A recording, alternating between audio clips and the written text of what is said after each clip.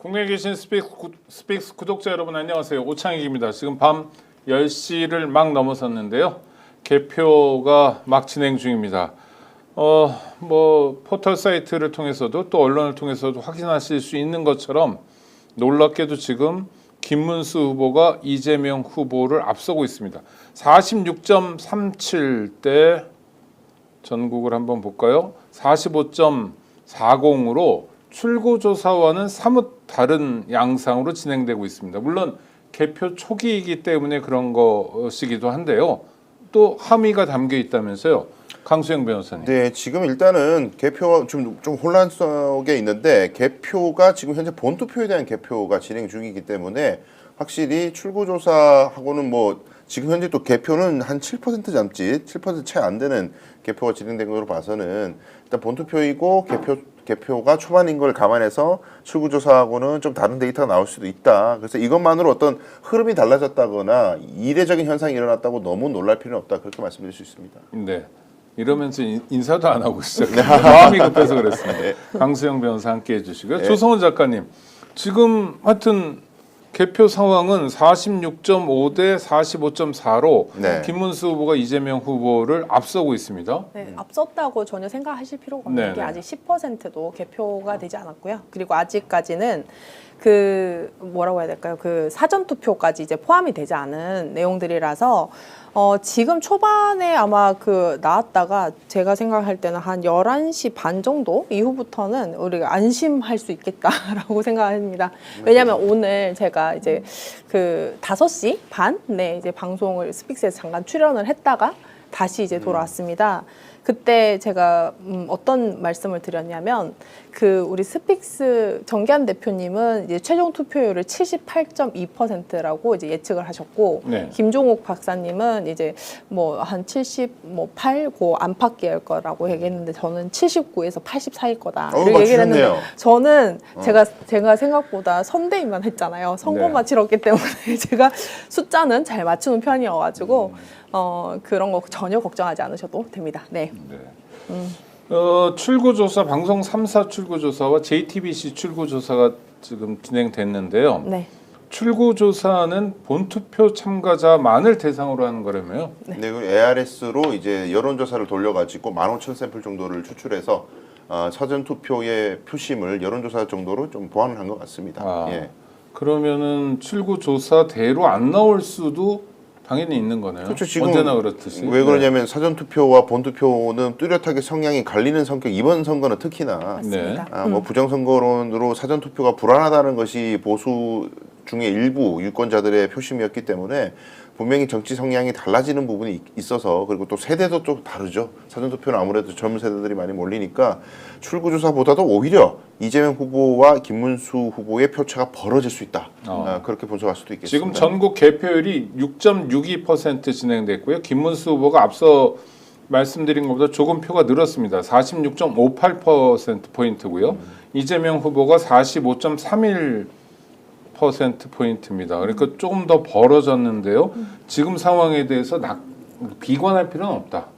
전혀 사실은 네. 지금은 그럴 정도의 유효한 표수가 아직 안 등장을 했기 때문에 그런 부분에 대해서는 전혀 이렇게 지금은 사실 어느 정도 개표보다는 사실 지금 우리 출구조사를 각 이제 분석을 하면서 그것에 대해서 사전 투표와 어떻게 합쳐질 때 어떤 양상으로 가겠는가를 좀 더 이제 살펴보고, 아마 제가 생각할 때는 11시 반 정도 때부터는 그때 이제 만약에 그때까지 지금 표차가 이제 비슷하게 흘러가면 이거 어떻게 해야 되지라고 분석을 하면 될 것 같습니다. 네. 네. 그럼 말씀드린 순간 네. 또 표가 조금 열렸는데요. 6.93%포인트인데 네. 김문수 후보가 46.46으로 줄었고요. 네. 이재명 후보가 45.40으로 늘었습니다. 하여튼 이런 변화가 계속 진행될 거다 이런 거죠. 그렇습니다. 일단 기정사실 하나부터 확인하고 가죠. 투표율이 79.4%인데 이건 어떻게 평가해야 됩니까? 79.4%. 그러니까 일각에서는 보수 유권자들이 투표장에 많이 나오지 않아서 투표율이 예상보다 떨어질 수 있고, 전체 그러니까 전년도 대선보다도 오히려 떨어질 수 있고 그로 인해서 자연히 이재명 후보의 득표율이 크게 올라갈 것이다. 보수가 안 나오니까 네. 그런 전망도 확인했는데 역시 본투표장에서 막판에 보수 유권자들의 결집, 이재명 후보를 비토를 해야겠다라는 표심이 마지막에 집결했다. 그래서 분명히 뚜렷하게 그리고 이제 대구 경북에서 특히 사전 투표율이 굉장히 낮았지 않습니까? 맞습니다. 지난번 대선에 비해서 대구는 9%, 경북은 10% 낮았는데 본투표율은 거의 뭐 차이가 없어요. 다른 지역하고. 그래서 보수 대집결이 있었으면 부인할 수 없다. 그렇게 평가할 수 있겠습니다. 그럼 보수 결집만 있었던 것이 아니라 진보도 결집했던 거고 물론 둘 다 그렇죠. 결집한 거죠 지금. 양 진영이 총 결집을 한 거는 양진영 봐야죠. 총결집. 네. 어떻게 보십니까? 저는 지금 이번에 가장 중요한 지점들은요 수도권의 상황입니다. 왜냐하면은 인구의 유권자의 거의 뭐 절반 이상이 네. 서울, 인천, 그리고 그 경기 이렇게 세 군데 지역에서 이제 주로 모여 있다 보니까 지금 경기 인구만 하더라도 거의 1,400만 명, 그 다음에 1,400만 명 중에서 거의 제가 오늘 찾아보고 보니까 1,170만 명 정도가 유권자 수가 4,400만 명인데 1,170만 명, 26%가 경기 지역에 다 살고 있어요. 그러니까 거기에서 지금 출구조사 거의 55%가 나왔기 때문에 사실상 전체 이제 다 대선은 전부 이제 그 개표를 마친 후에 득표차가 저는 굉장히 크게 날 거라고 역대 차상 최고의 득표차가 되지 않겠나 이런 생각을 합니다. 네. 그거는 출구조사와 비슷하게 할 거다. 그럼요. 아니면 그거보다 더 날 거다.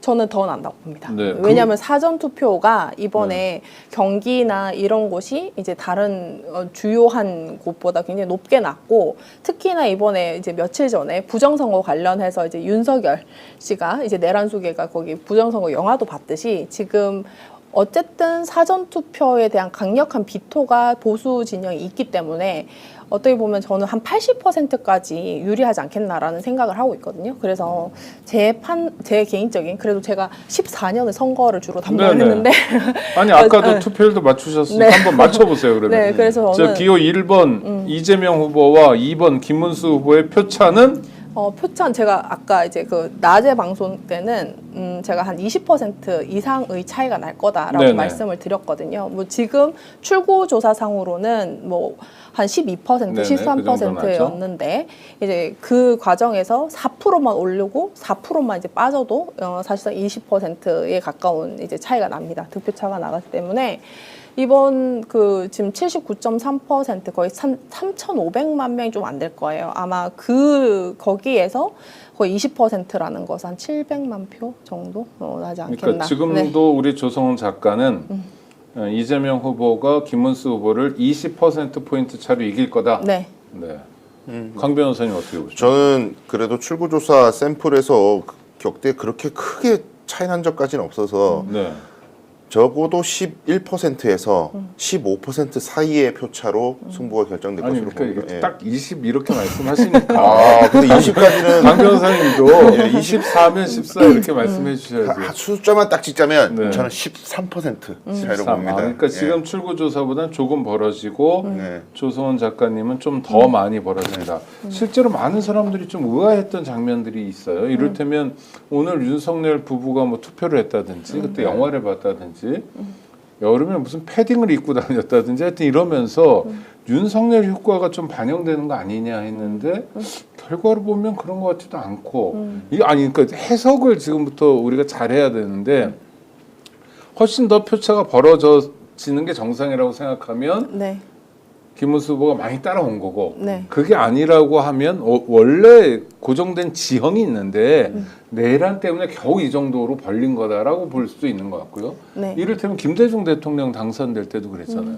정말 어렵게 IMF 그다음에 DJP 연합 이런 걸 겨우 해가지고 이해창 후보를 이긴 거 아닌가. 원래 지형은 공고했다. 뭐 여러 가지 해석이 필요할 것 같은데요. 네. 강 변호사님 어떤 해석에 좀 무게를 주세요? 일단- 새로운 해석도 환영합니다. 근데 일단은 대한민국의 지금 현재 정치 지형이 각자 각 진영은 35%는 그냥 무슨 일이 있어도 바뀌지 않는 철옹상 같은 35%가 있다. 윤석열의 계엄이 잘못이라 하더라도 지금 후보는 윤석열이 아니지 않느냐.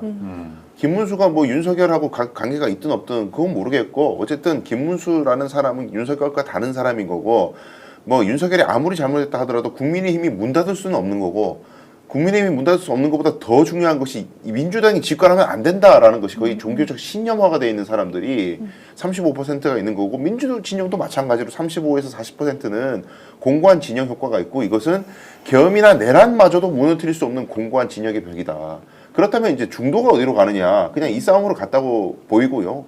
근데 지금 현재 이런 표차가 나는 것은 중도 중에 압도적인 숫자가 민주당으로 갔다, 민주진영 그리고 이재명 후보에게 갔다 이렇게 해석하면 될 것 같고요. 근데 이제 중도 아무리 중도가 뭐 그렇다 하더라도 뭐 100%가 가지는 않을 거 아니에요. 중도 중에서도 정치의 저관여층이나 무관심층은 이익 투표를 하는 경향이 있는 거죠. 그러니까 예를 들면 세금 깎아주는 사람이 좋아. 나 네. 아파트 여러 채 가지고 있는데. 뭐 코스피 5천도 있고요. 네, 뭐 그런 식으로 나한테 뭐 누가 무슨 잘못했든 난 관심 없고 내 주머니에 돈만 불려줄 수 있는 사람이면 좋아.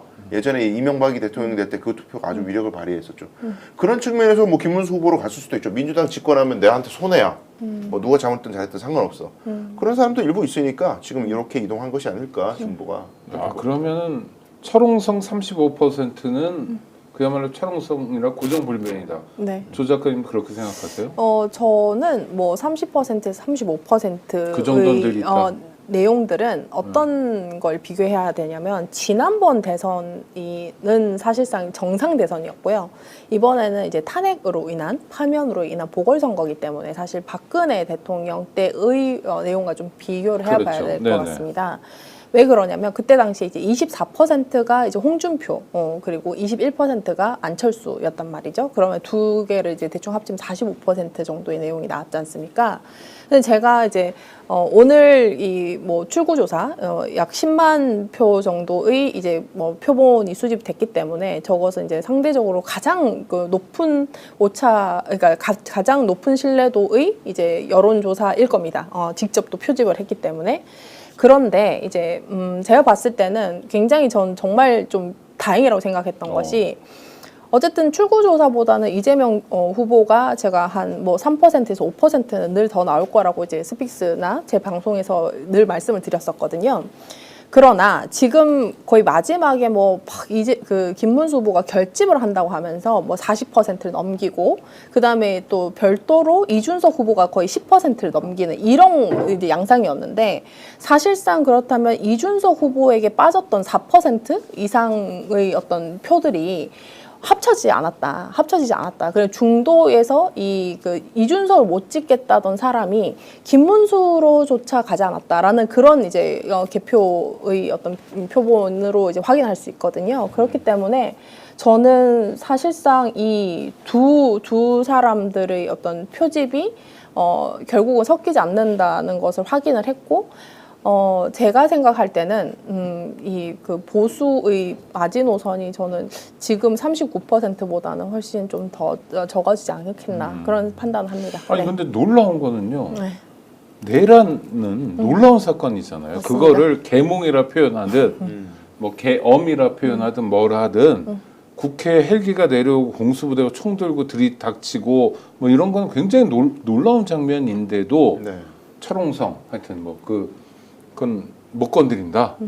이게 우리 한국 정치의 현실이다. 그렇죠. 그럼 너무 비극적이지 않나요? 매우 비극적이죠. 그 내란 행위라는 것을 오히려 이제 대구 민심을 제가 직접 청취했던 네네. 대구 민심 중에 철옹성 같은 그 35% 안에 들어가 있는 사람들의 사고 방식은 오죽하면 그런 행동을 했겠느냐 대통령이 민주당이 얼마나 나쁜 짓을 했으면은 그런 극단적인 행위까지 했겠느냐 윤석열이 사람이 순수하고 열정적이어서 그런 행동을 했을 거다라는 동정론 놀라운 헛소리지만 상당히 위력적인 프레임이었어요. 이게 대구 쪽에서는 경북 쪽에서는 그리고 오히려 더 극단적으로 제가 말씀드리면 네네. 아쉽다 성공하지 못해서 윤석열의 그 계엄이 해제되지 않고 성공해가지고 거기에 민주당을 쓸어버렸어야 됐다. 아니 이건 쓸어버린다는 게 네. 무슨 옛날처럼 정당 해산이 있는 것도 아니고 그럼요. 무슨 의회 해산이 되는 건 있는 아니죠. 것도 아니고 네. 네. 정말 죽인다는 그런 것도 동의한다는 그러니까 거예요. 잡아 넣었어야 일부 된다는 사람이 거예요. 전부 다 체포해서 감옥에 보내거나? 다 와. 넣었어야 되는. 그리고 지금- 뭐 우리는 영연백이나 이런 걸 정말 경악했잖아요. 네네네. 근데 보수 이철홍성 안에 있는 사람들은 나하고 상관없는 일이다. 빨갱이들만 잡는데 나하고 무슨 상관이 있느냐 이런 식으로 굉장히 왜곡된 사고를 가지고 있는 사람들이 굉장히 많다 이 근데 사회에는. 지금 예. 또 변호가 있네요. 9.70%포인트인데요. 네. 김문수 46.06 대 이재명 45.79. 많이 줄었네요. 다음번에는 엎어지겠네요. 네. 네. 엎어지면 그렇습니다. 이제는 네. 다시는 역전되지 않고 쭉 갈 거다. 뭐 네. 엎치락 뒤치락은 뭐 초반에 할수 있겠죠. 한 시간 정도는 할 그러나 건데. 아까와 달리 굉장히 따라잡았네요. 네. 지금 댓글에 계속 네. 제가 지금 댓글 보고 있는데 네. 아직도 본투표냐 사전투표냐 가지고 싸우시는데 지금 본투표 개표 중입니다. 네. 본투표 개표 아직 중이에요. 그리고 오늘 평소 때는 6시에 이제 마감을 했던 투표인데 오늘 8시까지 되어 있기 때문에 보통 6시에 이제 마감했던 투표도 이제 사전 투표가 거의 한 10시쯤 이제 합류를 하거든요. 네. 그렇기 때문에 지금 한 제가 생각할 때는 11시 정도가 좀 지나면은 아마 이번에 사전 투표함까지 함께 개표를 하는 곳이 이제 뭐 작은 오. 군집들은 이제 많을 거고요. 자, 2,900표까지 줄었습니다. 표차가. 네, 지금 2,900표. 0.1% 1,500 차로. 표. 네. 예. 자, 역전이 임박했습니다. 네, 계속 그러네요. 네. 네. 걱정하지 마세요. 네. 네. 제가 마음 편하게 계셨는데 아니, 얘기를 아니, 그래도 그렇죠. 뭐 네. 물론 출구조사라는 네. 게 뭐 차이가 그 정도 났는데 그게 네, 엎어진다고 그렇죠. 생각하는 분은 지금은 아무도 동률입니다. 없지만, 네, 네, 800표까지 그래- 차이가 네, 그래도 났고요. 네. 사람들 입장에서 역전했습니다. 3,000표 차. 네. 역전 아이고, 됐어요. 됐습니다. 아, 여러분 걱정하지 마시라니까. 왜 이래? 아, 걱정하지 마세요. 아, 이제는 계속 이대로 갈 거다. 네. 네. 계속 아니, 결과가 나고 있습니다. 네, 지금 15%를 아마 지금 아직 10%인데 15%가 좀 지나야지 이게 안정적으로 이렇게 표차 벌리는 대로 이렇게 쭉 늘어날 거예요. 그래서 네. 그러니까 저희가 맨날 선거만 방송만 이렇게 네, 네. 24시간 보다 보니까 약간 하나의 패턴을 저 나름대로 그렇죠. 찾은 거죠. 네, 네. 네. 자, 6,000표까지 차이 벌렸고요. 네. 네. 그렇습니다.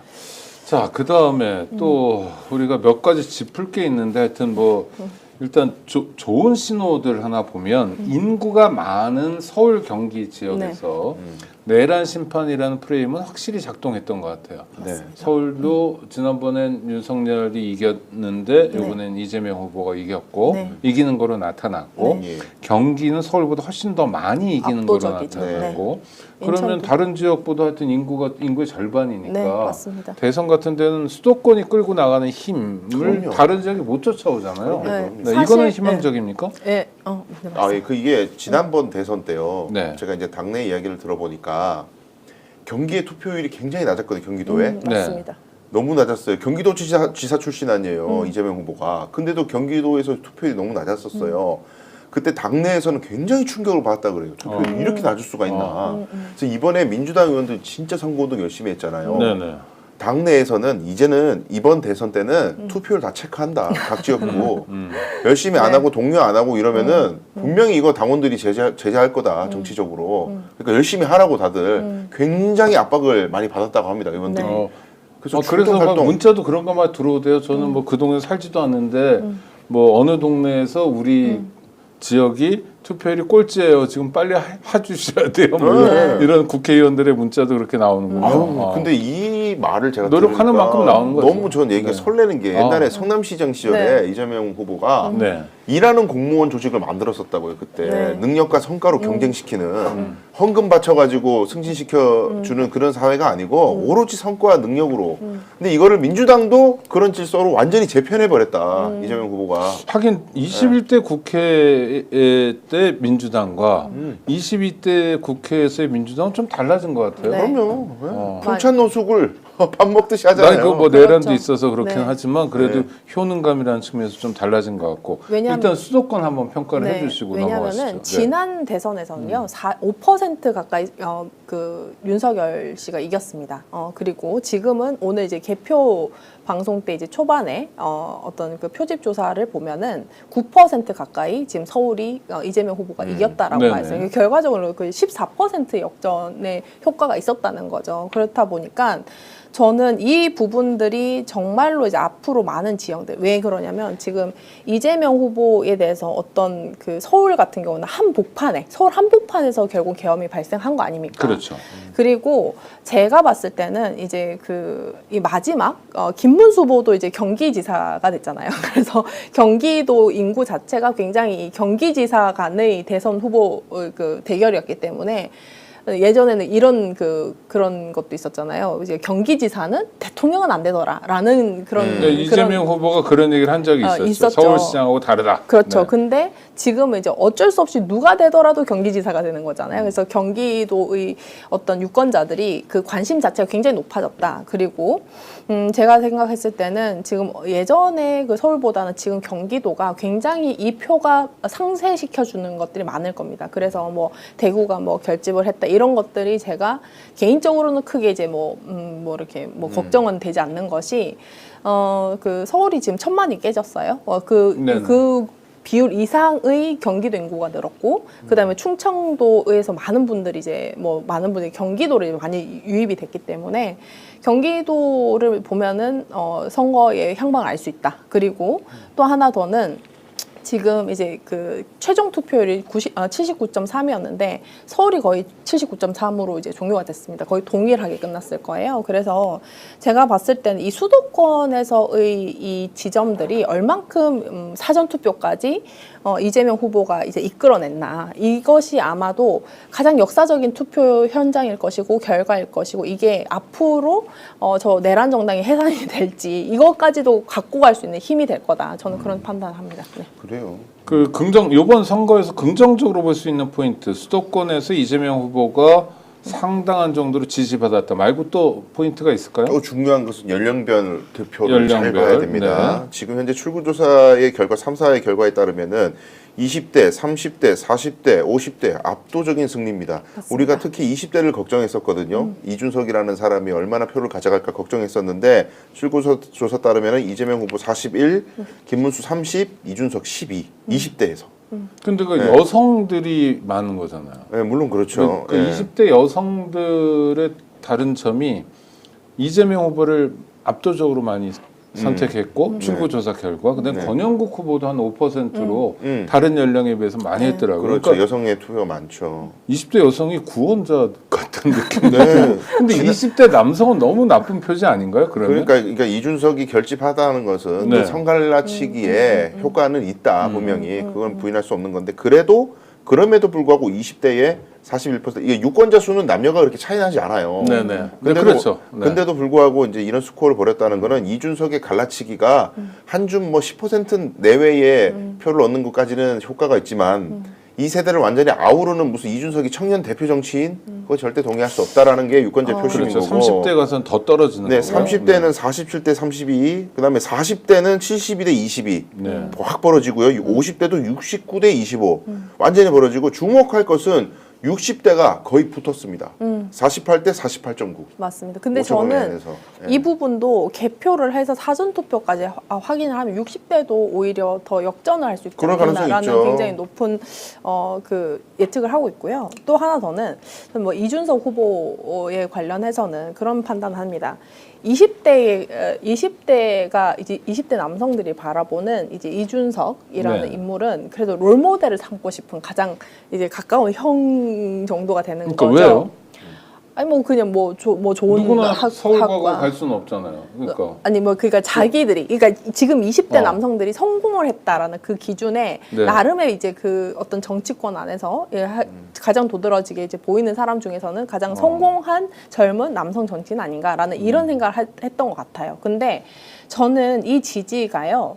만약 이번에 이준석 후보가 만약 저는 조금 더 내려갈 것 같습니다. 네네. 개인적으로는 7.7이 아니라 7.7이 네. 아니라 7.2까지 내려가지 않겠나 싶은데 어쨌든 그 부분에서 어쨌든 15%가 되지 않았잖아요. 그리고 아마 제가 생각했을 때는 대선 끝나고 가장 가혹한 시간을 보낼 것이 이준석 후보가 아닐까라는 생각을 해요. 그러면은 이제 자신들의 롤모델이었다가 롤모델인데 막상 이렇게 까고 보니까 가장 실패했던 캐릭터가 됐어요. 그러면은 저는 이 다음에 총선이나 이 다음에 대선에는 이 20대의 어떤 지지가 약간 그러니까 이상하다 이상입니다. 이상이 아니라 네네. 그러니까 이상적인 그 지지가 이게 예전에 뭐 노사모나 이런 것들처럼 끌고 갈 수 있는 지지율이 아니라 굉장히 나쁜 이슈로 이제 마감을 했었기 때문에 이준석 후보가 저 이슈를 극복하지 못하고 굉장히 좀 좌절스러운 결과가 나서 실패한 정치인이 된다고 하면 이 30%가 넘는 이 20대 남성들은 센 사람한테 또 이제 바뀌지 않겠나 저는 그런 생각도 해요. 그러니까 20대 강력해 보여서, 남자표의 네. 일부가 이준석에게 갔지만 네. 절대적인 충성은 아니다. 지금은 그냥 그 동대에서 스쳐 지나가- 가장 네, 스쳐 돋보이기 지나가는 때문이라고 생각을 합니다. 지질 수도 있다. 근데 20대 남성들의 이 응집된 에너지는요. 네. 양성평등 정책에 대한 거부감에 있어요. 본인의 인생이 잘 안 풀리고 취지가 안 되고 결혼 못하고 연애 못하고 이런 모든 사회적 좌절감을 원인을 남 탓을 하는데 그게 양성평등 정책이고 그걸 주도하는 게 민주당이다. 이런 식으로 프레임을 딱 짠 게 이준석이거든요. 네네. 근데 이준석이 사라지더라도 20대 남성들 중에 일부에게 뿌리 깊게 지금 사회적 좌절을 치유하는 혹은 인지 부조화를 해결하는 수단으로서 민주당을 증오하는 이 잘못된 정서는 해소하기까지 굉장한 시간이 걸릴 거예요. 그래서 근데 이재명 후보가 대통령이 돼서 네. 예를 들어 손에 잡히는 뭔가 실적을 보여준다면 달라질 수 청년들에게 있죠. 그런 평가 달라져야 되는 거 아닌가? 달라지나요? 그럼요. 네. 근데 오히려 계속해서 이 사람들은 오히려 생각이 여성가족부를 없애냐 마느냐 여기에 집중해가지고 네네. 이재명 후보는 여성가족부를 오히려 확대시키는 지금 방향으로 가고 있는데 힘을 더 실어주자. 여성뿐만이 아니라 가족과 모든 인구 문제? 예, 네. 완전히 그냥 이제 포괄적인 실질적인 부서로 확대시키자는 방향으로 가니까 네. 20대 남성들은 이 몰리에도가 얼마나 강하냐면은 그냥 묻지도 않고 따지지도 말고 여성 가족부를 안 없애고 확대시키자고 역시 우리의 적이야. 이 정도 수준이에요 지금. 그러니까 이재명 후보의 숙제가 진짜 크죠. 20대 남. 근데 또 하나 두 번째 숙제는 70대 아까 제가 말씀 못 드렸는데 70대가 34대 64예요. 네. 그러니까 이재명 후보가 34고 김문수가 64다. 네. 전 세대와 동떨어진 70대의 압도적인 표 차이. 이게 지금 국민의힘은 노인당이 됐다는 얘기는 지난 총선 때도 나왔는데 이 70대는 정말 변하지 않는구나. 그럼 민주당은 이 노인 정책을 어떻게 펴야 되는가? 뭐 그렇다고 버릴 수는 없는 거 아니에요. 네. 당연히 보듬어야 되는데 이 부분 정말 고민 많이 해야 될 것 같아요. 노인도 좀 변하는 게 60대가 많이 따라온 건 맞습니다. 예전에 학생 운동을 경험한 소위 86세대 그렇죠. 절반쯤이 60이 됐거든요. 맞습니다. 예. 맞습니다. 그런 영향도 좀 있을 거예요. 그러니까 세대가 바뀌는 거죠. 네. 그렇죠. 옛날에 50대가 지금처럼 활발하지 않았어요. 네. 그러니까 이재명 후보를 많이 지지하지 않았는데 네. 세대가 바뀌면서 이런 효과도 있으니까 그리고 네. 네. 제가 조금 더 이제 부연 설명을 드리고 싶은 것은 어떻게 보면 이런 부분이 있습니다. 그 20대의 남성은 사실 10대 때 그 민주당의 부분이었어요. 그리고 저는 이 아까 낮에 방송에서도 좀 강력하게 말씀을 드렸는데 가장 그 충격적이었던 게 리박스쿨 사태. 네. 그러니까 어릴 때부터 그 학생 때부터 극우 세뇌 교육을 침투해서 하려고 했던 그 시도들, 그 다음에 뭐 자송군 해가지고 이제 뭐 댓글이라든지 많은 이제 악플들, 그리고 인터넷 여론에 대해서 굉장히 어떤 그 일정 부분에 극우화시키는 그런 이제 움직임들을 굉장히 체계화했고, 어떻게 보면 그 리박스쿨의 오픈일이요. 그 개설일이 2017년이더라고요. 그러니까 네. 박근혜가 파면당하고 나서 바로 침투를 했던 것이 어린 아이들이 이제 타겟이었던 겁니다. 그리고 그 이전에는 이명박 박근혜라는 10년 세월이 있었던 그렇습니다. 거고요. 그렇기 때문에 그때는 국가 단위에서 했다가 이제 맞습니다. 약간 NGO 신용 내면서 네. 온 거다. 아, 그래서 설득력 저는 있네요. 네. 이런 부분들이 지금 그때 2017년에 이렇게 뭐 시작했었으면은 저는 지금 이제 갓 20대가 됐던 20대 초반이건 뭐 요 시대 때 가장 좀 영향력이 있지 않겠나라는 생각을 하고 있고요. 그리고 네, 말씀하시죠. 네, 그리고 이제 다행히 지금 10대는 또 계엄을 겪었고, 그다음에 지금 이 부모 세대가 3, 40대이고, 네네. 지금 이 그 가장 그 극우화되고 굉장히 인터넷 폭력적인 것이 사회 문제가 도드라졌기 때문에 이걸 개선하려고 되게 노력을 할 거예요. 그래서 저는 지금 20대의 분들, 20대 남성들, 뭐 30대 초반까지 남성분들이 앞으로 점점 개선되어가는 자신의 상황에서 어떤 자기 발전적인 어떤 그 인식 변화가 있을 것이고요. 그리고 뭐라고 해야 될까요? 그 교육이라든지 지금 뭐 리박스쿨 끝까지 뿌리 내서 그런 그 좀 북한인 줄 알았거든요. 수령님 거의 뭐 그런 수준의 교육이었기 때문에 이 짓을 극우 세력들이 다시는 못하게 그냥 아예 뿌리를 이번에 뽑아버린다면은 한동안은 굉장히 안심할 수 있지 않겠나라는 그러니까 그 생각을 합니다. 문제가요. 리박스쿨이 이번에 드러나서 굉장히 충격을 줬지만은 이 리박스쿨도 결국에 뉴라이트 세력들의 맞습니다. 준동으로 그렇죠. 평가해야 되는 거고 뉴라이트들이 이렇게 지금 보세요. 20대부터 60대까지 거의 지금 보수가 완전히 밀리는 미래가 없는 세력 아니에요. 그러니까 젊은 세대들을 갖다가 제일 연약하고 생각이 바뀔 가능성이 있는 데가 어디냐? 학생들이다. 네. 그래서 유라이트가 이명박 때부터 했던 게 뭐예요? 국사교과서 만들자. 맞습니다. 새로운 국사교과서 만들어서 학생들한테 그들의 표현대로 올바른 역사관을 만들자. 자꾸 주입시키자. 그거 시민들이 얼마나 정말 비분관계에서 막았잖아요. 네. 근데 막아놓으니까 얘네들은 이제 초등학생으로 내려가 버린 거예요. 네. 이제는 맞습니다. 늘봉학교라는 이 윤석열이 열어놓은 이 길을 우회로를 열어가지고 네. 초등학생 단계는 더 연약하잖아요. 맞습니다. 선생님 말하면 다 듣잖아요, 그냥. 그리고 이제 늘봄 교실이라는 것 자체가 이제 일하는 부모가 사실 그렇죠. 아이를 어떻게 교육을 할 수 없거나 거둘 수가 없는 상태에 가장 연약한 시간대에 침투해가지고 그 극우 세력의 세뇌를 시켰던 거 아닙니까? 그래서 저는 정말 사실 그동안 뭐 국정원 댓글 사건이다 이런 여러 사건들 중에서 가장 이번에 정말 뭐라고 해야 될까? 화나는 정말 네, 분노를 용납하기 어려운. 개탄하는 그런 사태였거든요. 그렇기 때문에 저는 이 뿌리가 왜냐면 제가 찾아냈는데요. 2004년 12월 12일 날 늘봉 교실 확대를 한다고 이제 뭐 교육부랑 뭐 확대를 한다고 하면서 이제 그때 이제 이주호 이제 교육부 총리죠. 거기서 무슨 6개 협약단체랑 막 이러면서 계속 협약을 하고 있더라고요. 네네. 그래서 저는 이 사람들이 이 내란 세력들이 진짜 자기들 탄핵이 안 된다고 생각했구나 이런 생각이 들 정도로 사실 굉장히 소름이 끼쳤거든요. 그런 부분들이 저는 이제 마지막 그런 것들이 나타나는 마지막 대선이라고 생각합니다. 그래서 이번에 이제 이재명 당선인이라고 얘기를 할 정도의 아직 표가 아직 안 깠기 때문에 제가 그렇게까지 표현을 하지 않겠습니다만 정권 교체가 되면은 정말로 이제 어떤 해충 박멸한다는 느낌으로 곳곳에 정말 뿌리 내려 있는 사회 악들을 정말 다 걷어내야 된다 이런 네, 생각을 지금 합니다. 말씀드리는 순간 전국 개표율이 15.24까지 왔고요. 네.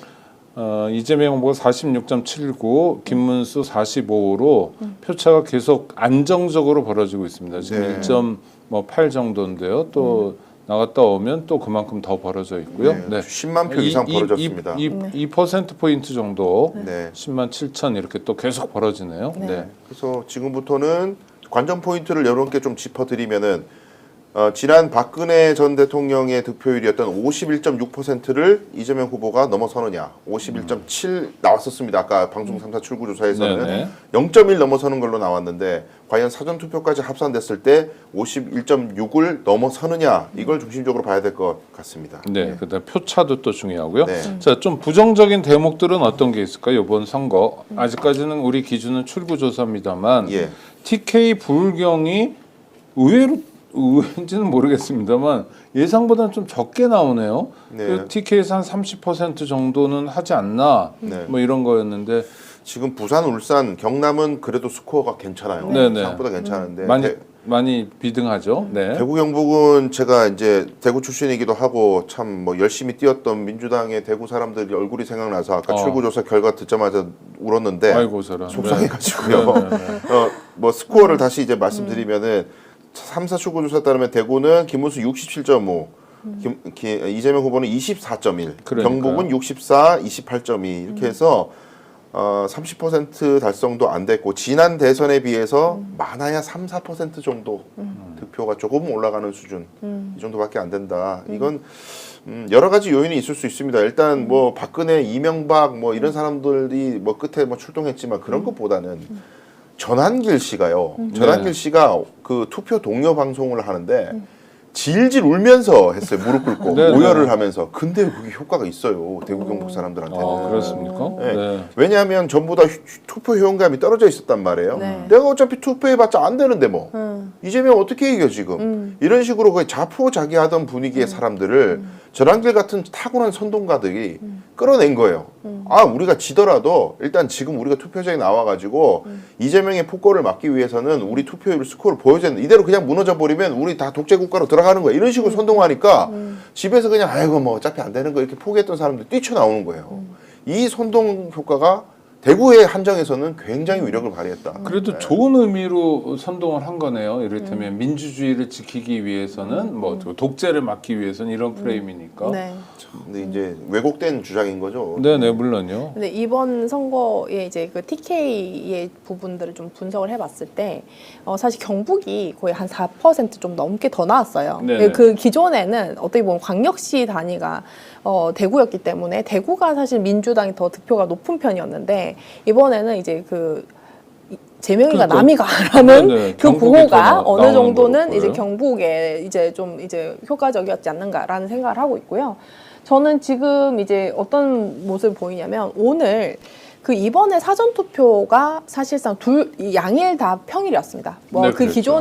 기존의 어떤 그 사전 투표는 보통 금토를 이제 많이 했었는데 이번 투표는 이제 목금 이렇게 하다 보니까 사실 이제 정말 그 투표를 하러 가고 싶어도 본 투표 할 수밖에 없는 분들도 있었단 말이에요. 그래서 제가 봤을 때는 물론 이제 저 표집이 뭐 완전 이제 뭐 틀렸다 할 수는 없겠지만 저는 심지어 대구 경북의 저 내용들도 저는 4% 이상까지는 더 올라갈 수 있다. 저는 예, 그렇게 봐요. 예, 그 길거리에 지금 이 순간에도 굉장히 많은데요. 구독자 여러분들도 많이 보셨을 텐데 이 투표 참여 독려하는 현수막들이 붙었는데 네. 색깔이 빨간색이고요. 맞습니다. 내용들이 뭐 그래요. 뭐 노동자 무시하고 여성 무시하는 후보를 국민들이 심판해야 되지 않습니까? 네, 뭐 명의도 없고. 뭐 여고 나온 우리 어머니를 모욕하지 마세요. 네네네. 뭐 이번에는 뭐 이 국민이 이깁니다라고 뭐 이자를 강조하다가 그거 선거법 위반 아닌가요? 그러니까 타인을 지지하는 듯한 이야기는 네. 투표 당일에 하면은 다 공직선거법 위반입니다. 그러니까요. 3년 이하 징역 처해 줄 수 네. 있는. 그래서 연상시켜도 안 돼요. 그래서 우스갯소리지만 방송할 때 모션도 이렇게 아니면 이렇게만 하라고 뭐 이랬다가 큰일 난다. 아니, 이것도 5번이니까. 네, 뭐. 이번에는 뭐 5번이 큰 의미가 없었기 네. 때문에. 근데 하여튼 숫자만 얘기해도 큰일 난다고 다들 걱정하는데 현수막 그건 문제가 있어요. 그러니까 명의도 없어요 또. 네, 누군지. 그러니까 그건 진짜 수사를 근데 이제 해야 되고 그런 수사는 쉽잖아요. CCTV에 다. 그럼요. 네. 누가- 근데 이제 네. 그게 이제 명목상은 이제 투표 동의어다 이렇게 됐기 때문에 이제 그 부분에 대해서는 누굴 찍으라는 게 아니라 투표하라는 내용이었다라고 우기면은 사실상 그러니까 우기면 되는데 네. 투표를 하세요가 아니라 네. 이번에는 이깁니다 하고 이자를 뭐 그렇죠. 그러니까 네. 선거 운동을 하든 뭐 자기가 지지하는 후보를 당선시키든 저쪽을 낙선시키든 간에 네. 테두리 안에서 움직여야 되는데 네. 가장 기본적인 테두리인 선거를 부정이라고 해버리거나 그렇죠? 네. 아니면 선거판에 개입해가지고 부정 선거 운동을 실제로 하거나 리박스콜도 마찬가지죠. 그래서 네. 이렇게 금을 넘어서는 사람들은 조금 단속을 해야 되는 게 아닌가 싶어서 드리는 말씀입니다. 지금 기준으로 3% 정도 차이가 이제 벌어졌고요. 네, 그래서 그러네요. 지금 아이고. 차츰 점점 이제 4까지 예. 지금 김문수 후보가 44.3. 그리고 우리가 좀 네. 이제 정말 희망했던 뭐 55라든가 또 일각에서 60이라든가 이런 네. 기록적 스코어가 안 나와가지고 아쉬운 마음에 약간 이제 완전 한호하기보다는 약간 처진 분위기도 있지만 네, 네. 사실 이건 엄청난 압승인 거고 네. 그리고 민주당에서 이제 향후 전국을 이끌어갈 때 서울에서 생각보다 스코어가 안 좋은데 오, 어떻게 김문수가 40 가까이 나왔지? 그러면 우리가 너무 강경 일변도로 가지 말고 조금 완급 조절을 해볼까? 이런 식으로 갔다가는 폭망이다. 네. 지금 정권을 잡은 이후에 쾌속과 같이 특검 쫙 이어가고 검찰 개혁, 언론 개혁, 이번에 들어갔던 법원 개혁 뭐든지 간에 문제시 됐던 것들은 낱낱이 다 개혁하는 쾌속의 모습을 보여줘야 기존에 지지하는 목소리들을 갖다가 규합해서 그 동력바닥으로 나갈 수가 있지. 네. 어설프게 스코어가 우리가 생각했던 것보다 압승이 아닌데 조금 완급 조절할까 이랬다가는 있던 표도 깎아먹는다. 네네. 그 말씀을 좋습니다. 드립니다. 강 변호사님은 하여튼 결과는 우리가 지켜봐야 되지만 네. 출구조사 정도로의 이재명 후보의 승리도 압승이다. 그럼요. 왜 압승이에요, 그럼? 일단 과반이라는 것이 네. 지금 문민정부 이후에 다자구도에서 양자구도도 아니고 뭐 어쨌든 이준석을 3위로 그렇죠. 뭐 7위든 얼마 드니까 3자구도 비슷하게. 3자구도에서 문민정부 그러니까 87년 체제 이후에 뭐 물론 이례적인 선거도 있었지만 과반 투표라는 거 이건 엄청난 거예요. 과반의 지지를 얻었다라는 거는 사실 꿈의 스코어거든요. 이거 여론조사도 이렇게 나오면은 선거 끝났다. 와 어떻게 이런 숫자가 나왔나 연구할 대상일 정도로 우리가 그동안 희망을 많이 해서 60%를 얘기해서 그렇지 실제로 50%가 넘는다는 거는 그럼요. 그 자체로 압승이다. 조 작가님 어떻게 그러니까 생각하세요? 51.6%가 아마 그 실제 그 박근혜가 그랬죠. 이제 받았던 이제 그때 표입니다. 양자구도. 네, 양자구도였고요. 그리고 이제 그때는 이제 3% 가까운 이제 차이로 이제 박근혜 당선이 됐었죠. 근데 제 생각은 일단은 저는 아직까지 51.8 뭐 이 안팎이 아니라 저는 이보다 3%는 더 나온다는 저 확신이 있어요. 확신이 있어가지고 저는 결과적으로는 이제 3%가 더 나오게 되면은 결국은 그 3%를 깎아먹는 것이 그러니까 6% 차이가 있는 거거든요, 사실은. 그렇기 때문에 저는 뭐 10 거의 20% 가까이 차이가 난다라는 것은 사실 저 정당이 존속을 할 수 있는가? 그러니까 40%를 넘으면 존속은 할 수 있을 거예요. 근데 40%를 못 넘고 예를 들면 이준석과 합쳤을 때도 월등하게 차이가 나버리면은 사실상 이 정말 정당 해산이랑 저 내란 특검을 해서 이제 관련했던 정치인들이 드러나고 이런 상황으로 이제 갈 것 아닙니까? 왜냐면은 바로 직전에 가장 근래에 이재명 후보 당시 이제 인터뷰 내용들은 국회의원도 내란에 개입이 되어 있으면은 특검의 대상이다라고 이제 이야기를 했기 때문에 아마도 지금부터는 저 내란 정당을 어떻게 그 뿌리 뽑을 것인가라는 그런 이슈가 가장 크게 뜰 겁니다. 왜? 바로 내년에 지방선거가 있기 때문에 사실 저번 지방선거는 22년 그 3월에 그렇죠. 하고 취임 직후 윤석열 거의 취임 직후였으니까요. 허니문 네. 시간에 이제 바로 이제 지방선거를 했었기 때문에 그때는 거의 지금 사실 뭐 일산 고양시라든지 이런 곳조차 전부 다 이제 그 국민의힘으로 넘어갔었거든요. 원래 굉장히 민주당 표밭이라고 했던 곳조차도. 그렇기 때문에 지금 1년의 시간이 굉장히 중요합니다. 굉장히 중요해서 저는 그 내란 특검이라든지 이런 부분들도 굉장히 열심히 하고 그다음에 경제 통상 지금 바로 코앞에 있는 이 문제를 잘 해결을 하면은 저는 이제 그 동력 정도를 실어줄 힘은 국민이 줄 거다. 분명히 줄 거라고 저는 생각을 하고요. 아마 이 역사적인 사건을 국민들은 이 집단 진성은 반드시 가장 적절한 숫자로 판단해 주실 거다라는 네, 생각합니다. 그러면 일단요. 우리가 출구조사 결과도 있고 지금도 이재명 후보가 3% 이상 포인트로 이기고 있으니까 이게 표차를 계속 벌리는 거여서 네. 아마 개표가 뭐 50% 이렇게 가면 뭐 정말 압도적 승리를 할 것 같은데 일단 이재명 후보가 이긴다고 치고요. 그러면 승인이 있잖아요. 승리한 요인이 있고 진 쪽은 패인이 있는데 뭐 내란, 계엄, 뭐 탄핵 이런 거 빼고요. 그거는 뭐 그렇다 치고 그거 말고 이재명 후보의 승리 요인은 뭐가 있을까요? 그러니까 승리 플러스 이제 과반 득표를 전제로 제가 말씀드렸습니다. 네네, 그러니까 과반까지 압도적 표를, 승리를 한 까닭. 네, 그건 비교 대상이 돼야 될 것이 19대 대통령 선거 때 문재인 대통령이 당선될 당시에 이때도 탄핵 직후였잖아요. 네. 탄핵 직후에 문재인 후보가 41, 홍준표 24, 안철수 21이었거든요. 삼자구도에서. 근데 이때보다도 더 압승이죠. 여러 가지 원인이 있을 수 있는데 일단 첫 번째 문제는 이러한 압승의 근원적 원인이 3등의 경쟁력이 너무 떨어졌다. 예, 그러니까 어디나 어느 나라나 양당제 국가에서 양당 그 집결이 될 때는 양당에 대한 비토 감정이 있어요, 생겨요. 네. 양비론적 생각을 가지고 있는 사람들이 있단 말이죠. 근데 이 사람들이 갈 곳이 3등인데 3등이 경쟁력이 있으면 표가 많이 빠질 수도 있거든요. 근데 이번 선거는 대한민국에 이때까지 존재했던 모든 선거 중에 가장 최악의 3등이었어요. 네. 이준석이. 성폭력 발언하고요. 네. 이 최악의 갈라치기. 3등이었기 때문에 이건 표가 양단으로 결집될 수밖에 없었다. 그게 가장 큰 요인이었던 것 같고 두 번째는 이재명 후보 개인의 경쟁력이 당연히 중요한 거고요. 이재명 후보의 가장 또 큰 선거 전략 중 하나 네거티브를 안 했어요. 맞아요. 전혀 네거티브를 하지 않았다. 다른 후보를 비판하거나 비난하거나 물론 굉장히 토론에서 세게 공격을 받으면 본인들도 문제가 있지 않습니까? 이 정도의 문제 제기는 소극적으로 했지만 근원적으로 뭐 예를 들면은 이준석의 뭐 명태균 게이트라든가 김문수 과거의 뭐 문제적 발언이라든가 이런 걸 막 까발리면서 이재명 후보가 막 그런 걸 공격하거나 인신공격 전혀 하지 않았어요. 그 선거 전략이 저는 굉장히 주요했다고 생각하고요. 그렇습니까? 네. 만약에 거꾸로 이준석이나 김문수가 하듯이 김문수, 이준석은 토론 내내 비난만 했잖아요. 그렇죠. 네. 만약에 이재명 후보도 똑같이 비난으로 맞받아 쳐버렸다면 상상을 한번 해보자고요. 그런 표 많이 잃었을 거예요 아마. 맞습니다. 근데 그걸 그냥 인내하면서 또 사과할 건 사과하면서 계속 정책 비전 제시하고 국민들에게 나는 어떻게 하겠다는 비전을 제시하면서 아 유권자들이 보기에는 야 저렇게까지 공격 당하면서도 거의 불교 용어지만 보살에 가깝다. 저러면서도 국민들만 생각하는구나. 진정성 있네.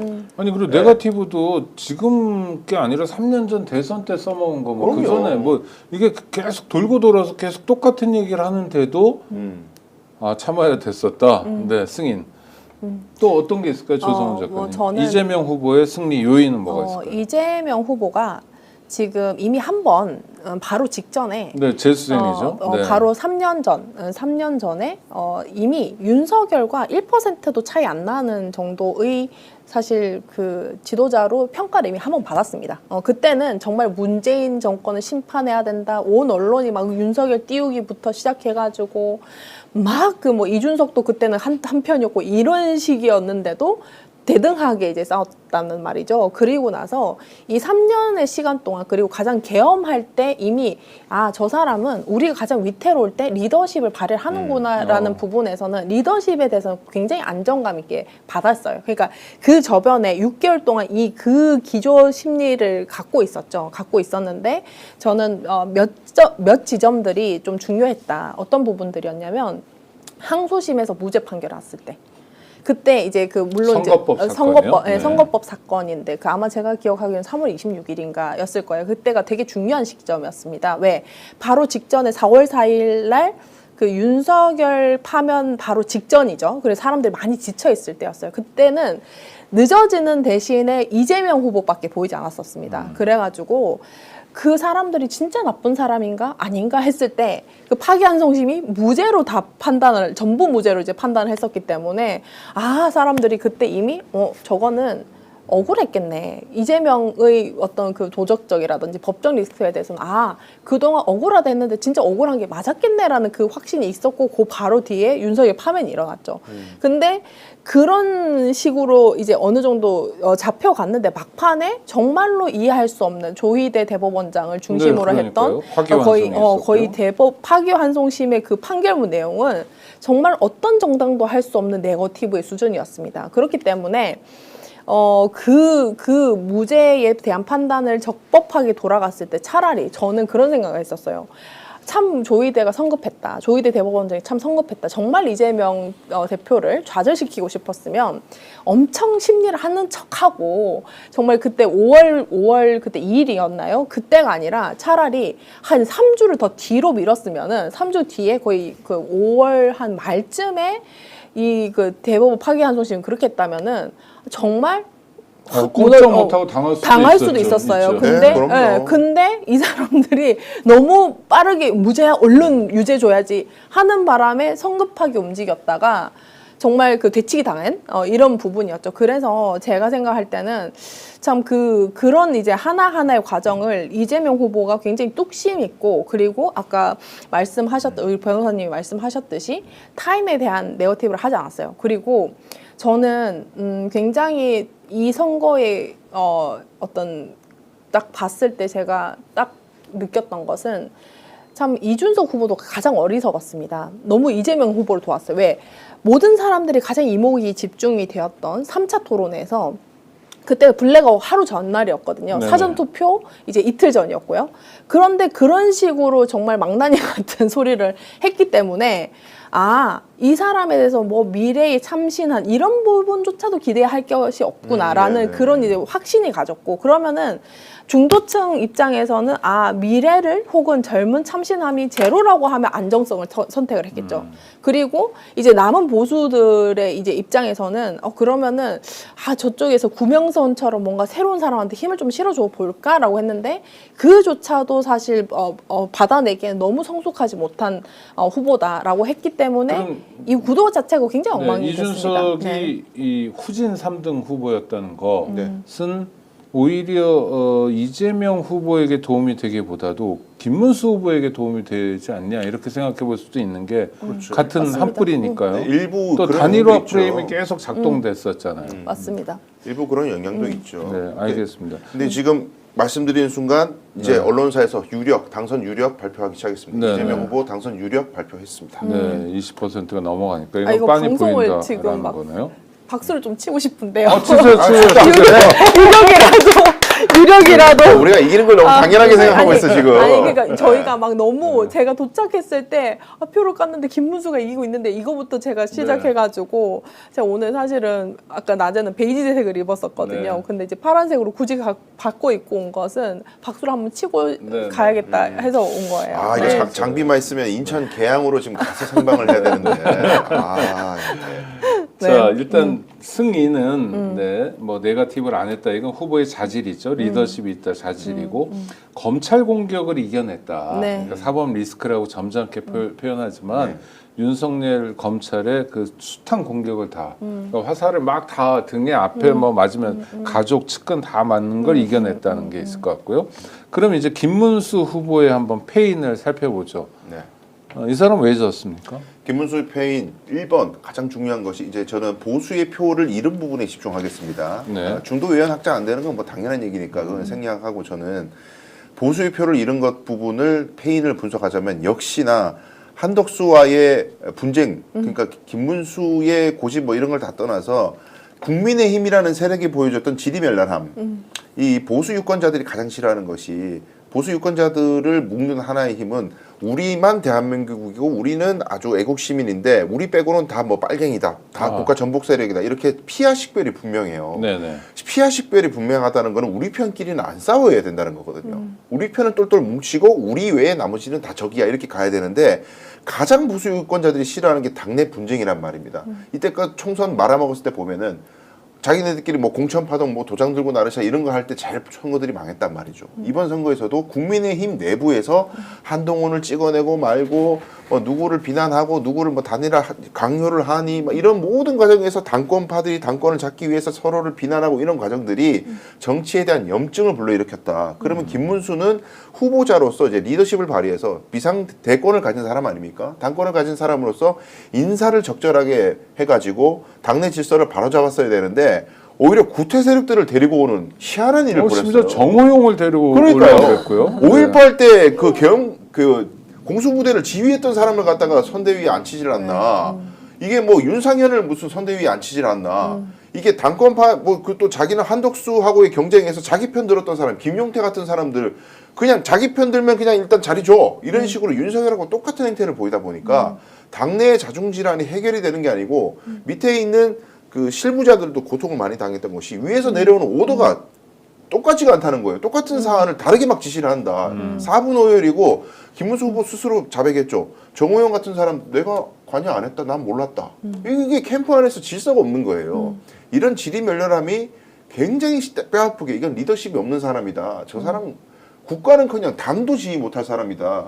이런 안 좋은 인상을 줬다고 저는 생각해요. 그 주요 요인으로 가장 그걸- 큰 페인이죠. 네, 네. 우리 조성원 작가님, 김문수가 패배한 주요 원인은 뭡니까? 저는 지금 김문수 후보가 과분한 표를 받고 있다고 생각합니다. 아, 과분하다. 네, 네. 저 그렇죠. 그러니까 네. 후보가 안 됐으면은 꿈도 못 꿀 표를 받고 있다. 왜냐하면 저분이 자유통일당의 초대 대표예요. 그렇죠. 그렇기 때문에 네. 전광훈과 함께. 네, 그렇죠. 네. 이제 왜 그러냐면 저는 사실 오늘 제가 이제 그러니까 낮에 방송 때도 이제 말씀을 드렸습니다만 만약에요 40%가 넘게 나오지 않습니까? 이제 만약 그 김문수 후보가 득표가, 40%가 네. 넘게 지금 되면은 출구 조사로는 39.3으로 나오는. 네. 쌍사는 40.1이었습니다. 네, 그러면은 그 심지어 이 그 누구죠? 홍준표 이 당시 대선 후보보다 더 많이 받았단 말이야 탄핵 직후에.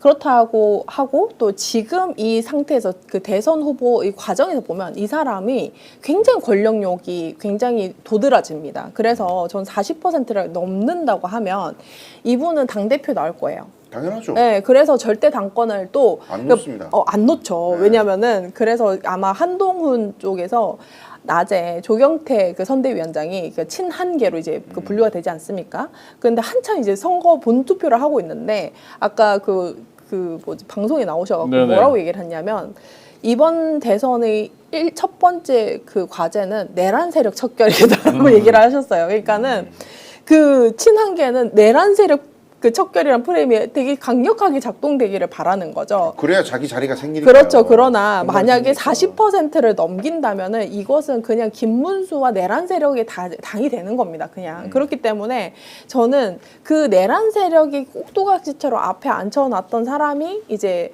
김문수였고 대신 김문수 후보가 이제 버티는 힘이 있었던 거죠. 이제 한덕수와의 어떤 단일화 과정에서 절대 안 뺏기지 않았습니까? 그렇기 때문에 그 노련미에 이제 졌다. 왜 그러냐면 제가 제 개인 방송에서요. 제가 언제냐 1월 말쯤에 2월 초쯤에 그 김문수 후보가 처음으로 등장을 했어요. 1등으로. 근데 네. 그때 제가 그 방송에서 김문수 후보가 이렇게 나오면 김문수 후보가 결국 대통령 후보가 된다라고 우와. 2월 초에 얘기를 했어요. 그래가지고 그때는 다들 제가 농담을 하는 줄 알더라고요. 근데 이 구도 안에서는 그 김문수 후보가 과분한 표를 받고 있다. 오히려 김문수 후보 개인 자질이 2019년에 그 국회에 난입한 게 김문수 후보입니다. 네, 그랬죠. 그리고 법카 4,800만 원 사용한 게 김문수 후보고요. 사실 지금 이준석에 대해서 굉장한 비토 때문에 그 범진보 진영이 이번에는 김문수보다는 이준석이 너무 싫었던 거예요. 거기에 비판이 집중되다 보니 김문수에 대한 평가는 오히려 안 했습니다. 그래서 저는 아니 처음에 또 한덕수가 나오니까 맞아요. 착시 현상이 일어나가지고요. 네. 아, 우리 문수 형이 멋있어. 민주투사로 돌아왔나? 네, 그렇죠. 윤석열하고 싸운단 말이야. 네. 이런 게 좀 있었어요. 네, 그래서 맞습니다. 엉거주춤한 것도 있고 네. 약간 착각했었어요. 네, 여러 그래서 사람들이. 저는 이 분의 지금 표는 자기 인생에서 참 과분한 이 어떤 표를 받고 있다. 그런 부분들이 이제 왜 특히나 마지막에 이준석이 스스로 이제 거의 자살골에 가까운 그 행위들 그리고 이제 아무도 사실 이준석이 집중되는 바람에 보수가 결집을 했고 역으로 그다음에 자기 검증은 좀 피해갔던 이런 부분들이 있고 또 하나 더는 이 그 이재명 그 후보가 절대 이제 타인에 대한 비난하지 않았다. 이 지점들이 지금 후보로 나온 이 그 김문수 후보의 득표의 모든 요인이라고 생각을 하거든요. 그러니까요. 네. 그런 첫 번째 중요한 관전 포인트가 네. 두 분 말씀을 따라가다 보면 예. 이재명 후보가 50%를 받냐 안 받냐 그러니까 이상을 네. 그러니까 그거는 곧 득표에서 이제 과반수를 의미하는 거죠. 확인되겠죠. 그거 하나. 그 다음에 뭐 이건 연결돼 있는 거긴 하지만 김문수가 40% 밑으로 떨어지냐 그렇지 맞습니다. 않냐. 네. 지금 뭐 두 분 다 50% 이상 받고 40% 이하로 받을 거다라고 예측하시는 거죠. 근데 거의 40에 근접할 거예요. 네네. 그런데 조성은 작가님은 좀 좀 더 더 벌어질 거라고 떨어질 보는 거라고. 거고 네. 우리 구독자 여러분들 그걸 보시는 것도 관전 포인트인데요. 이재명 후보는 47.81로 50을 향해서 나아가고 있고요. 김문수는 49.99로 40을 향해서 주저앉는 중인데 물론 속도는 뭐 조금씩 더디게 나오고 있는데 그것도 지금 개표를 지켜보는 중요한 포인트인 것 같고요. 네. 그럼 내일을 한번 이야기해 보죠. 예. 일단 뭐 이재명 후보가 대통령이 된 다음에 내일은 맨 마지막에 말씀을 나누도록 하고 김문수의 내일은 어떻게 되는 겁니까? 김문수의 내일은 이제 지금 당권파들의 싸움은 오래전부터 진행되고 있었는데 자 선거는 지는 거는 거의 기정사실이라고 다들 예상했고 국민의힘 네. 내부에서도 그럼 지고 나서 어떻게 하면 김문수를 위시한 저 자유통일당 계열의 이 인간들을 축출하나 친윤계가 생각한 것은 자 졌으니까 후보 개인 책임 있다. 그렇죠. 너 이런 실수를 했기 때문에 후보 개인 너가 아니었고 다른 사람이었으면 역전할 수도 있었다. 당신의 실책 때문에 이렇게 된 거야라고 뒤집어 씌우고 싹 쫓아내고 친윤이 다시 잡는 이 그림을 생각했을 거예요. 근데 지금 그때 얘기하는 친윤이라는 건 쌍권을 얘기하는 쌍권을 겁니까? 위시하는 아니면 거죠. 김기현, 나경원 이런 거에 다 포함되는 겁니까? 어차피 김기현이나 나경원은 이제 바람에 이렇게 불면 이렇게 자빠지고 저렇게 불면 저렇게 자빠지는 사람들이기 때문에 가장 핵심은 권영세와 권성동 그다음에 뭐 이철규 이런 네. 사람들 네. 윤석열을 옹립해가지고 이익을 받고 권력을 향유했던 사람들 이 사람들이 다시 당권을 잡아야 되는데 김문수는 이 사람들하고는 손을 잡기가 어려워요 구조성으로. 왜냐하면 정강훈 쪽 사람들 챙겨줘야 되거든요. 김문수는 자기를 지금 살려준 사람이 정강훈이란 말이죠. 정치 야인 10년 생활했잖아요. 자 그런 상황에서 이제 근로운동을 다 빼내야 되는데 득표가 만약에 40 근처로 가버리면 애매한 이야기가 돼요. 맞습니다. 김문수 책임론을 하기 애매한 이 지금 그러니까 윤석열이 내란 상황. 탄핵되고 네. 나서 득표가 이 정도 했으면 김문수가 잘한 거 아니야? 선방이다 이렇게 하겠죠. 이래 되면은 당권 경쟁이 굉장히 격화될 수밖에 없고 친윤이 프레임을 잘못 짰다가는 역습을 당하는 상황이 되면 그리고 게다가 지금 패배한 이후에는 부정선거를 위시한 이 극우 세력들이 심정적으로는 에너지가 커요. 네. 진 사람들은 원래 극단적으로 얘기하는 쪽으로 몰리거든요. 아, 그렇죠. 인지 부조화를 해결하기 아주 좋은 이론 아닙니까? 이거 뭔가 부정이 있어. 이래버리면 정치적 에너지가 이쪽 극우 세력에 더 있기 때문에 친윤 세력들이 지금 굉장히 난처하게 돼. 그래서 이 사람들은 정말 비열한 게 오히려 국민의힘 김문수 후보가 지면 확실하게 지길 원했을 거예요. 맞습니다. 해당 행위죠 이거. 그래야 나에게 유리해. 저도 어차피 TK는 무조건 우리 당을 지지할 거니까 나는 어차피 TK 기반인 거고 그러니까 우리 이익을 위해서라면 지는 게 나아. 확. 아니 그거는 네. 친윤의 마음인데 하여튼 근데- 김문수는 어떻게 그래서 김문수는 당권을 향해서 나가나요? 나가는 거죠. 김문수는 어. 그래서 득표율이 생각보다 높고 내가 잘못한 게 뭐냐. 나니까 이 정도 했지. 오히려 당내에서 한독수를 세우려고 나를 선거운동 도와주지도 않고 말이야 맞습니다. 초반에 지원도 안 해주고 이런 게 당신들 잘못 아니냐 이래가지고 역습할 가능성 굉장히 높아요. 저는 이제 네. 두 가지가 있습니다. 이제 6월 5일 날 그 민주당이 그 본회의를 잡아놨어요. 아마 거기에서 내란 특검이 아마 통과될 것 같습니다. 네. 그러면은 그럼 지금 뭐 거부권 행사할 대통령도 없으니까 없으니까 바로 뭐 시행. 바로 시행이거든요. 네네. 그러면 물론 구성하는데 지금 시간은 뭐 통화 걸리겠지만요. 윤석열과 그 내란 했을 그 당시에 통화했던 사람, 이 사람들이 사실은 뭐 나경원, 뭐 추경호부터 뭐 이런 사람들부터 시작해가지고 지금 사실 친윤이라는 사람은 그 내란 특검의 대상이 될 수가 있고요. 네. 그 다음에 지금 반윤이라는 사람들도 이제 그 어떤 그 40%가 이제 가까운 득표를 했다면 이걸 극복하기가 굉장히 어려울 겁니다. 당내에서는. 왜 더 아까 말씀하셨듯이 굉장히 자기 확신대로 움직일 것이고 또 윤석열이나 몇 명들은 또 이제 그 선거 무효 소송을 할 거예요. 그렇기 네. 때문에 이 당분간은 거의 아수라장일 것이다. 그리고 또 이제 폭력적인 집회를 또 할 수도 있어요. 왜냐면은 지금 40%가 가까이 나왔기 때문에 표차가 어느 정도, 그러니까 만약에 나온다고 하면 표차가 어느 정도 이제 20% 났다, 10% 났다가 아니라 이거는 이제 가짜 선거다 이러면서 선거 불복을 할 가능성이 알겠습니다. 저는 굉장히 높다. 이렇게 마무리를 생각합니다. 좀 해야 네. 되는데 일단 내일 아침에라도 권성동은 그만두나요? 안 그만두나요? 안 그만둘걸요. 안 그만둔다. 네. 당권 투쟁은 절대로 안 그만둡니다. 당권 투쟁은 오늘 밤부터 진행되는 거군요. 안 그만둔다고 보세요? 그만둔다고 보세요? 저는 일단 그만둘 것 같아요. 아, 그래요? 왜냐하면 네. 일단은 저는 이렇게 두 분의 의견이 갈리면 좋아요. 네, 네. 일단 빠지고 본다 이렇게. 아니요. 이게 선거 스코어가 네. 생각보다 스코어가 잘 나오면은 이것도 아전인수격으로 내가 잘해서 그래. 내가 잘해서 그래. 서로 또 공치사하기 마련이거든요. 권성동은 절대 안 물러날 알겠습니다. 겁니다. 그리고 왜냐하면 안 물러나고 있어야 힘을 잡고 있으니까 그 다음 판도 그럴 수 있고 하여튼 가능성은 좀 보도록 하고요. 전당대회도 안 할 걸요 아마 비대위로 계속 가자 그럴 걸요. 아, 네, 그럴 수도 있겠네요. 뭐 여러 사람들의 반응이 나오고 있는데 홍준표 씨는 하와이에서 잡동사니들이 어쩌고저쩌고 분탕질했다 이런 반응도 있는데 그러려니 하고요. 네. 자, 이제 마지막으로 이재명 후보가 대통령이 됩니다. 이제 몇 시간 후면 당선증도 나오고 내일 취임식도 하는데 이재명 5년, 대한민국 5년, 이재명 대통령 시대 5년 한두 가지만 좀 이것만은 꼭 챙기고 가야 된다. 뭐가 있을까요? 강 변호사님부터. 첫째도 둘째도 셋째도 경제죠. 네. 지금은 경제 상황이 너무 엄혹하고 경제 잠재 성장률이 계속 떨어지는 이 상황 0점대 잠재 성장률에서 이걸 해결하지 못하면 사실 다른 개혁의 동력도 상실됐거든요. 검찰 개혁이나 이런 거는 잘하는데 경제 생활은 계속 어렵고 계속 서민들의 삶이 나아지지 않는다면은 사실 반쪽짜리 대통령밖에 안 된다는 거를 이재명 이제 유력한 당선 후보자는 알고 있습니다. 알고 있기 때문에 이제는 경제 성장과 안정 그리고 양극화 해결에 온 힘을 쏟아야 되는 거고 사회 통합 뭐 지금 갈갈이 찢어진 정치적 갈등 이런 상황을 어떻게 봉합할 거냐 이런 이야기들을 많이 하는데 첫째도 둘째도 일단 경제 안정과 양극화 해결이고 그 다음에는 내란 세계가 척결이다. 그러면 일단 적으로 간주되고 있는 이 반헌법 세력들을 완전히 처벌해서 엄벌에 처해서 다시는 이 추종 세력이 우리 땅에서는 발 못 붙인다는 걸 보여주고 발본색원이네요. 그렇죠. 네. 다 찾아내서 그리고 이제 국민의힘에서도 지난 계엄 내란 사태에 동조했던 사람들 누군지 비하폰 소본 다 털어가지고 싹 다 발라내서 국민의힘을 해체시키고 위원장당 해산을 시켜버리면 아니 보수 정당은 또 생길 거예요. 국민의힘이 그렇죠. 없어진다고 해서 보수 정당이 사라지는 거 아니잖아요. 네. 누군가는 다시 재편하겠죠. 그렇지만 국민의힘은 그대로 존재해서는 안 된다.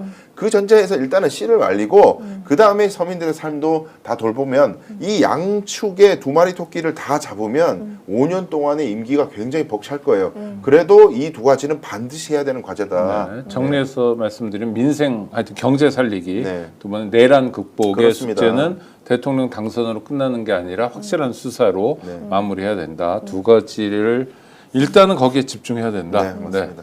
우리 조성원 작가, 이재명 후보가 대통령이 됐어요. 네. 집중해야 될 것 저는 한두 가지라도. 네. 이재명 후보보다는 국민들께 좀 아, 부탁을 그래요? 드리고 좋습니다. 싶어요. 왜냐면은 지금 제가 그 이재명 후보가 인터뷰하는 걸 많이 봤습니다. 많이 챙겨보는데 제가 봤을 때는 많이 고민을 하고 있어요. 그러니까 저는 이재명 후보는 지금 이재명 당선이라고 자꾸 부르고 싶은데. 부르세요. 네, 불러도 뭐 되겠죠? 우리는 뭐 불러도 돼요. 네. 네, 이재명 당선인은 자신의 강력함을 절대 잃지 마라. 왜냐하면은 완급 조절 당분간 하지 마라라는 그것을 제가 꼭 부탁을 드리고 싶고요. 네. 두 번째는 이재명 후보가 그동안 생각하고 준비했던 것을 마음껏 일단은 펼칠 수 있게 국민들은 좀 기다려줬으면 좋겠어요. 그러니까 왜냐하면 이재명 후보가 가장 뭐 민생이 중요하다 또 어떤 게 중요한가 뭔가를 지금 잘 해왔거든요. 지금까지 내란 이후에 내란 당시 당일날도 굉장히 잘 막아줬기 때문에 그 이후에 지금 뭐 통상 문제가 뭐가 가장 문제인지를 입체적으로 다 고민을 하고 있단 말이죠. 그래서 저는 개인적으로는 그러니까 딱 심판을 했는데 다음 날부터는 또 다른 마음이 생길 수 있잖아요. 우리 국민들이 또 네. 너무 많은 권력을 준 거 아닌가라는 생각을 하실 수도 있지만 지금 이때 아니면 못할 일들이 굉장히 많습니다. 그런데 아마도 제가 판단하는 것은 이재명 후보가 지금 가장 1, 2년 안에는 이재명 후보가 가장 강력한 어떤 그동안 추진하고자 했던 것을 한번 신뢰를 해줄 필요가 있을 것 같아요. 신뢰를 해주고 우리가 이만큼까지 이제 표 차이로 뽑아줬다면은 이 사람이 그동안 준비했던 어떤 정책이라든지 경제 정책 혹은 어떤 그 하나하나의 절차들을 기다려주고 신뢰를 해주셨으면 좋겠다. 왜 예전에 그 윤석열과 이재명의 대결에서는 사실 이재명을 뽑는 사람도 신뢰를 해서 뽑은 건 아니었단 말이죠. 윤석열이 싫어서 뽑은 사람 많은데 이제는 그까지 다 검증을 했으니 또 특히나 내란 이후에 지금까지 굉장히 잘 준비가 됐으니까 저는 이재명 후보도 그냥 갑자기 내가 너무 이렇게 세게 밀어붙이면은 이게 과해 보이지 않을까라는 생각보다는 지금 당면한 모든 문제를 2년 안에 다 해결해버리겠다라고 강력하게 좀 밀어붙였으면 좋겠고 반대로 국민들은 2년 동안은 적어도 한번 믿어보자 하고 기다려주셨으면 좋겠습니다. 알겠습니다. 네. 구독자 여러분 늦은 밤까지 함께해 주셔서 감사합니다. 저희가 사실 다른 매체하고 경쟁을 하면 잘 안 되는데 그래도 이 순간에도 많은 분들이 저희와 함께 하고 계신데요. 저희가 대선 기간에 또 내란 국면에서 했던 역할들에 대한 평가라고 생각하고 고맙게 생각합니다. 조성원 작가, 강수영 변호사님 고생하셨고요. 맞습니다. 지금 두 분이 말씀하신 것처럼 지금 국민의 뜻은 명확합니다. 이재명이라는 정치인에게 믿고 맡겼으니 한번 소신껏 해봐라. 좌고우면하지 말고 양껏 한번 해봐라. 그거 하라고 힘을 몰아줬다. 힘껏 해라. 지금은 힘껏 하는 시기다. 내란 극복도 또 경제 살리기도 또 여러 가지 기본 사회 또 앞으로 나아가기 위한 여러 노력도 그야말로 힘껏 했으면 좋겠고요. 그런 이재명 시대에서도 또 스픽스는 계속 자기 역할을 해갈 테니까요. 구독, 좋아요 등으로 성원해 주시기 바랍니다. 함께해 주셔서 감사하고요. 조성원 작가님, 강수영 변호사님 하루 종일 고생 많으셨습니다. 감사합니다. 네, 감사합니다. 오늘 방송 어떠셨습니까? 마음에 들었다면 구독, 좋아요로 스픽스를 응원해 주십시오. 여러분들의 구독, 좋아요는 가장 큰 힘이 됩니다. 스픽스 구독, 좋아요.